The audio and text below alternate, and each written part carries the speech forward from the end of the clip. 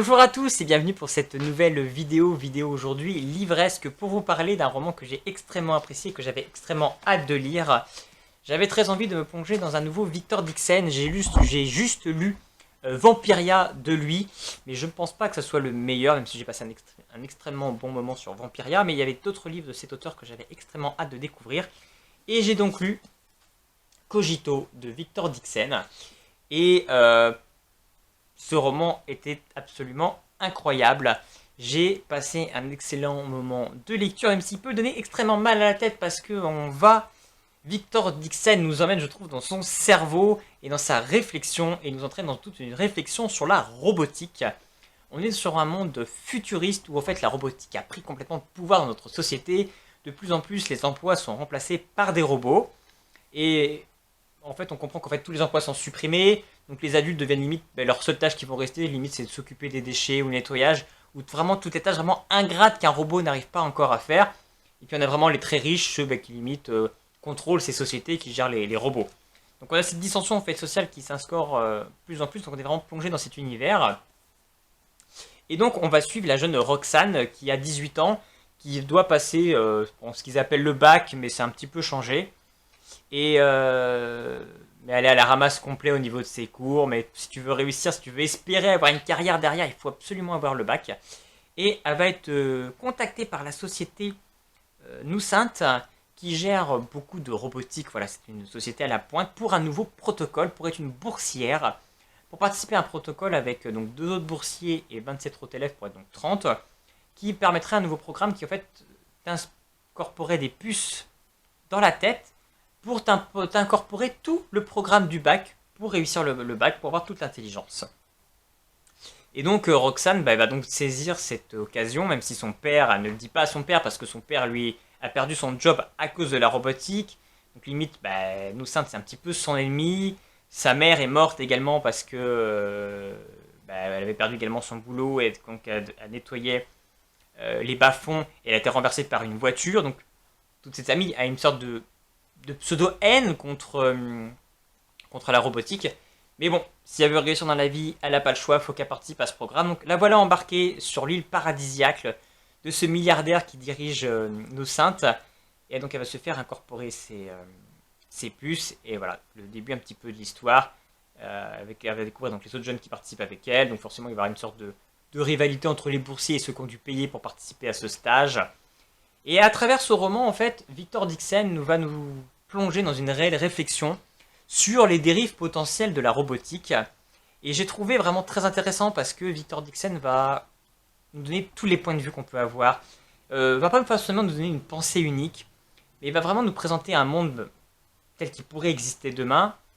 Et il va pas hésiter à nous sortir les grands noms de philosophes, Descartes, Rousseau, qui ont réfléchi déjà sur toutes ces thématiques de la robotique. Donc c'est vrai que par moment il faut s'accrocher, même parce que même au niveau technique, au niveau de la science, il va très loin. On voit qu'il a travaillé son sujet. On nous parle vraiment du concept d'esprit et de prise de conscience, de prise d'initiative que pourrait avoir ou non un robot qui n'a pas de conscience, qui n'a pas d'esprit, donc qui ne pourrait pas et qui ne fait que suivre un programme et que ça n'arrivera jamais qu'un robot aura une conscience. Donc il ne pourra jamais se révolter comme on peut le voir dans les films de fantastique SF à la télé, style Terminator, iRobot, etc. On n'hésite pas d'ailleurs à les citer, ces films, j'ai trouvé ça intéressant. Donc on a aussi cette compréhension en fait, qu'ont traité les philosophes à travers les siècles sur la robotique. On comprend aussi que, voilà, ils nous expliquent carrément la dérive que pourrait avoir cette exagération en fait, de la robotique dans notre société qui remplacerait tous les travaux et tous les problèmes que ça pourrait poser. Donc ça c'est intéressant. Et aussi, ce qui est intéressant, c'est comme je dis, cette liberté qu'on a, on va dire qu'en fait les robots n'ont pas cette liberté, cette prise de conscience. Il amène sa réflexion plus loin en faisant comprendre que finalement nous, est-ce qu'on tombe pas aussi finalement où on est un peu programmé d'avance, où concrètement on attend certaines choses de nous, un certain rôle, voilà, tu dois passer le bac, faire tel métier, et finalement on suit aussi une sorte de programme. Donc j'ai trouvé sa pensée très intéressante parce que il va loin, et ça nous fait aussi réfléchir sur aussi notre façon de fonctionner. Voilà, je dis le mot fonctionner. Donc c'est vraiment un monde qu'on suit une sorte de logique aussi. Donc il y a toute cette réflexion-là. Il y a effectivement aussi cette réflexion qui va amener, je trouvais ça très intéressant, sur ceux qui vont manifester contre la robotique, qui vont s'appeler un peu les humanistes, les humanicistes, je sais plus trop comment.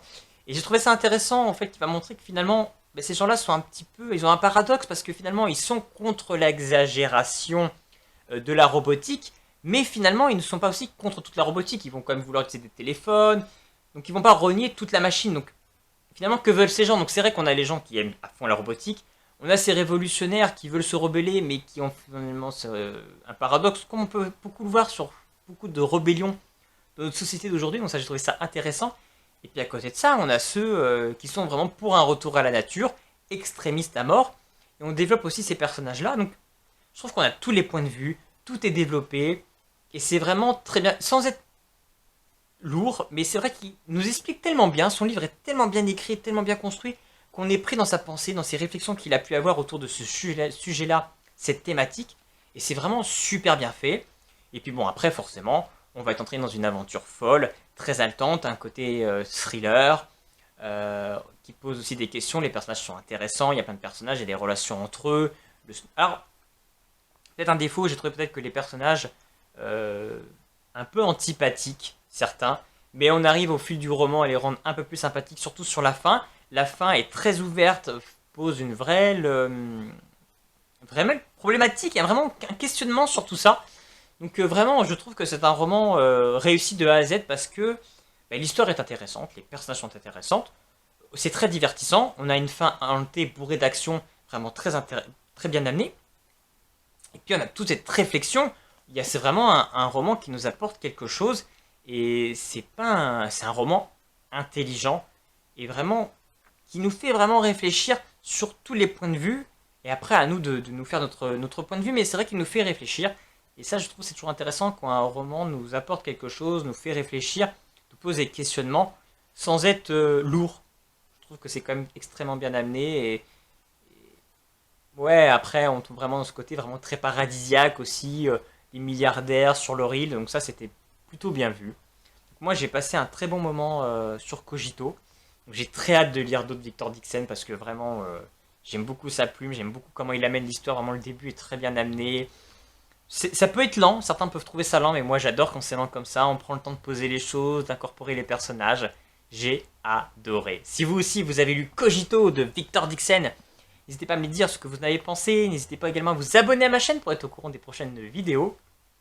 Et en attendant, je vous dis à très bientôt.